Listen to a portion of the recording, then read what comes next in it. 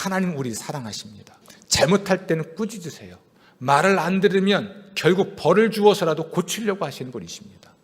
꾸지람이나 벌을 주는 것도 하나님의 사랑이지만 그 문제를 스스로 해결할 수 없다는 걸 아시기 때문에 하나님은 자신을 희생하여 우리를 구원하십니다. 하나님이 세상을 이처럼 사랑하사 독생자를 주셨으니 이는 그를 믿는 자마다 멸망하지 않고 영생을 얻게 하려 하심이라. 그가 우리를 위하여 목숨을 버리셨으니 우리가 이로써 사랑을 알고, 예수님께서 우리를 위하여 목숨을 버리셨기 때문에 우리가 사랑을 아는 거예요. 죄인을 위하여 목숨을 버리는 것이 하나님의 사랑입니다. 예수님의 십자가는 하나님의 본질 중에서 으뜸이고 근본이 되는 본질을 선언합니다. 하나님은 사랑이시다. 그리고 더 중요한 건 십자가를 통해서 내 인생을 보는 법을 배워야 합니다. 하나님의 사랑이라는 관점에서 인생을 보는 거예요. 하나님의 뜻은 언제나 우리에게 최선이거든요. 내가 죄인이었을 때도 나를 사랑하셔서 자신을 희생하신 분인데 이제 하나님의 자녀가 된 우리를 위해서 못하시거나 안 하실 일이 뭐 있겠습니까? 하나님이 보내신 곳이라면 그곳으로 가는 게 나에게 최선이에요. 하나님이 맡기신 일이 있다면 그 일을 하는 것이 나에게 최선이에요. 내가 만나고 싶지 않은 사람인데 자꾸만 그 사람과 화해하라면 그 화해를 하는 것이 나에게 최선이에요. 그것을 통해서 하나님은 내게 복을 주시는 겁니다. 안전과 행복을 위해서 하나님께서는 우리에게 자신의 계명들을 주세요. 하나님의 계명은 하나님의 뜻이거든요. 우리의 안전과 행복을 위한 최선이 하나님의 계명과 뜻이죠. 이스라엘아, 내 하나님 여호와께서 내게 요구하시는 것이 무엇이냐?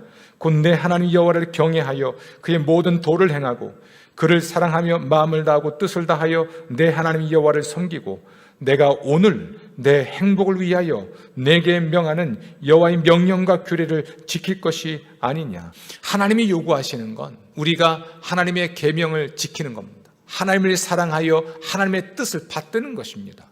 그런데 그것이 우리의 행복을 위한 최선이라는 이야기예요. 약속의 땅에서 오래 산다는 건 하나님의 축복을 오랫동안 누린다는 것입니다. 하나님의 뜻이 언제나 나에게 최선이라고 하는 이 사실을 후손들에게도 가르치라는 거예요. 하나님은 사랑이십니다. 그리고 그 사랑은 완전하고 영원합니다. 그러므로 하나님의 뜻은 항상 최선입니다. 그래서 우리는 그분의 뜻을 받들고 그 계명을 지키는 것이 하나님에 대한 우리의 사랑이에요. 이것을 통해서 우리는 하나님의 축복을 계속해서 받아 누릴 수 있는 사람들이 됩니다. 수많은 노래들 중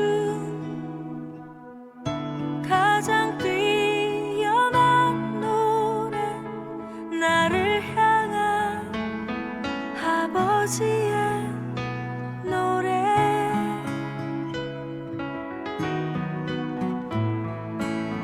아버지의 사랑으로 영원히 내 맘속에 새겨져 있는 아버지의 노래. 천상의